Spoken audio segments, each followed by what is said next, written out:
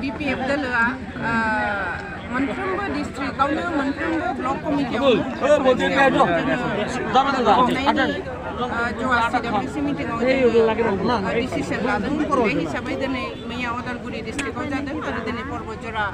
जोंनि डिस्ट्रिक्टआव जादों जोबोद मोजां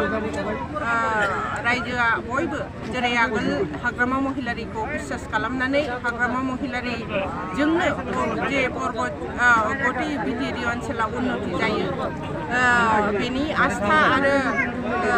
बिसासजों हाग्रामा महिलारिखौ सन्मान होनो दिनै साफ्रोमबो रायजोआनो ओंखारबोदों पर्बतजरायाव जोबोद मोजां आरो दिनै बे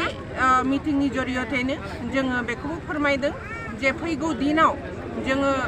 क'क्राझार लकसभा समष्टि आरो उदालगुरि लकसभा समष्टियाव BPFनि बिजाथि होनानै रायजो राजानि हेफाजाबाव जोङो गोख्रोङै जोङो बिपुल भटआव जोङो देरहानायनि जोङो प्रसेस्टा खालामगासिनो दङ प्रसेस्टा खालामगोन सेस्टा खालामगोन आरो रायजोनि बिपुल सहारि जों मोनगोन होननानै जोङो आसा खालामदों।